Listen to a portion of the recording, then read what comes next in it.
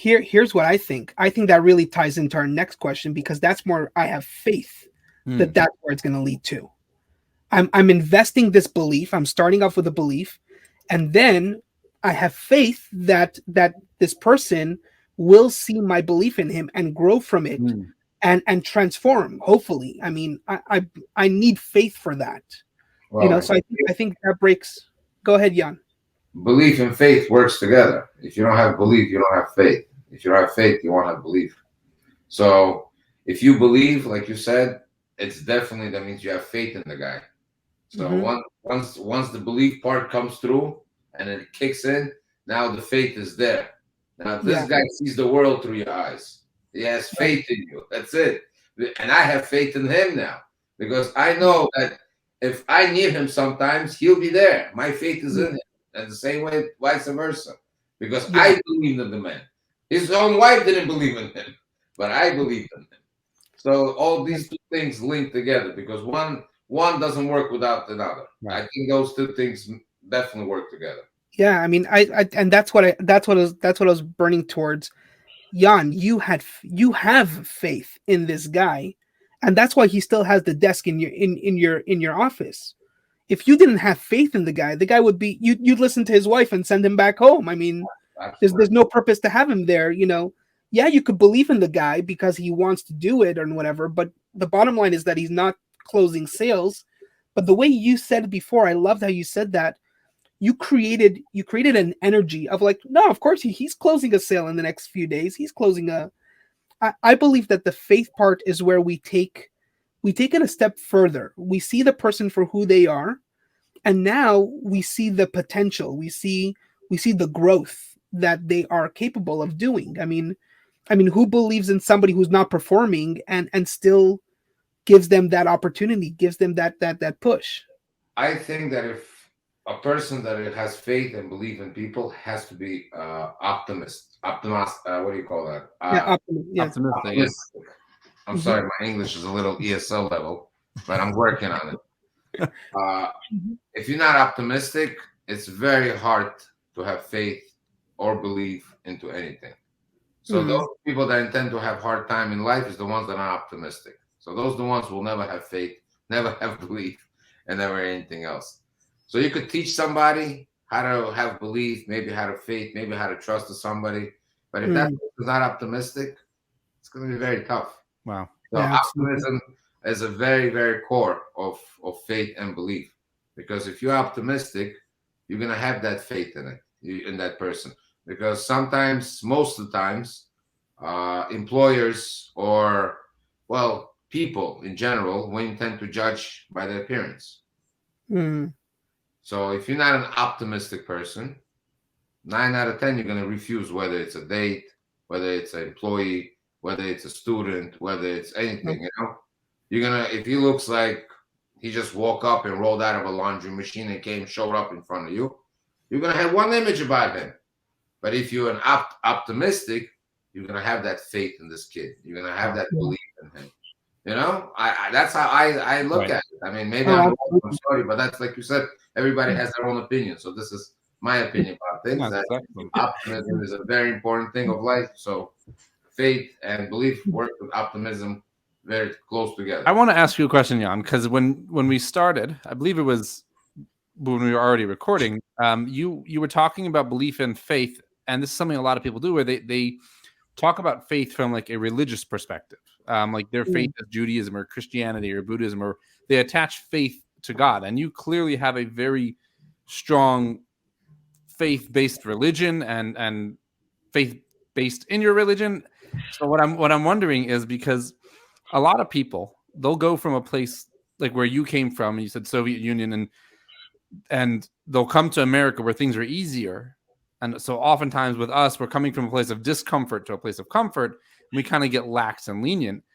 On the contrary, you came from a place where things were tough, and then you brought that kind of that work ethic, that I'm blanking on the word, but that same strength in your faith there, and you brought it here. So I'm wondering, what are the connections between your strength and your faith religiously and the faith that you have and here in like the work environment or in the business world? I don't know if that question is making sense because my brain's getting way ahead of me.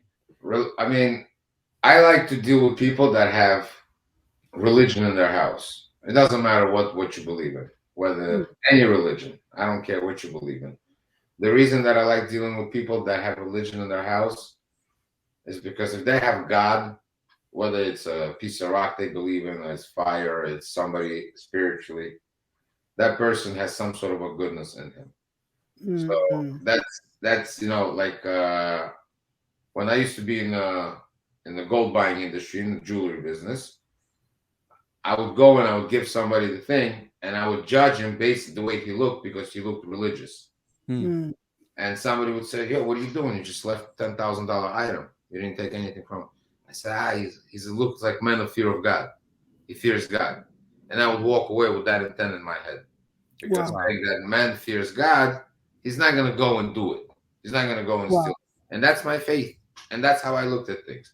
So, and religion to me is very important, because if people have religion in life, it's like direction in every home. Whether it's a Muslim home, whether it's a Christian home, whether it's a Buddha home, whether it's whatever home. If you even look and you see a religious home, it tends to have direction in life for everybody. Respect, direction, a good, peaceful family. A nice, where a father could keep his head up and sleep normal.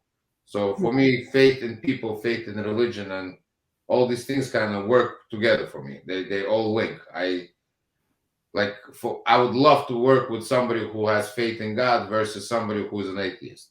Nothing against those people. It's just I intend to find them a little bit. They have the goodness in them, and that's how I look at it. That somebody that believes in God, that has a lot of good in it. And then for me, faith. I don't know if I answered your question directly, because now my brain went 1,000 miles an hour. Thank you, by the way. You're welcome for that. No, but what I got from it, though, was that your faith, your spiritual faith, your religious faith, has given you, I guess this will kind of lead into the next part, has given you the ability to have faith and trust in others, because it's no longer about you and that individual. It's you're bringing God into the picture, and God's going to take care of it. Exactly. So that to me, that's what I got from it. Exactly. Right. And I hear the exact same thing. I hear that, number one, and I see how this is a progression, Jan, what you're saying. Number one, you believe that people at their core are good people. That's number one. Number two, that belief system that you've developed enables you to give them chances, enables you to give them a certain level of benefit of the doubt, let's call it. Okay. Why? Because you have faith that somebody at their core who's good and who demonstrates that good, let's say. I'm hearing from what you're saying is that anybody who has some form of faith-based, whatever it is that they follow or whatever it is somebody who's trustworthy, or is potentially trustworthy, simply because they have certain levels of core values that enable that original belief system that you had. So I am seeing that progression, from I believe people are good at their core, especially if they have some form of faith-based core value, whatever it is that they follow, doesn't matter what they follow. And you tend to respect that. And that sounds like that's what leads you up to that trust realm, which in a second we're going to go into that element of this discussion. But correct me if I'm wrong, if that's what I understood correctly, what you were saying. You're saying it. I mean, if my English was good, I would probably say it the way you would say it. But look, I have a live witness, which is Baruch. And after a couple of conversations with Baruch, and Baruch could tell you, he didn't, when on the first phone call and the second conversation with me on the phone, and me and him didn't even see face to face. You know when I saw Baruch's face? When I saw his driver license.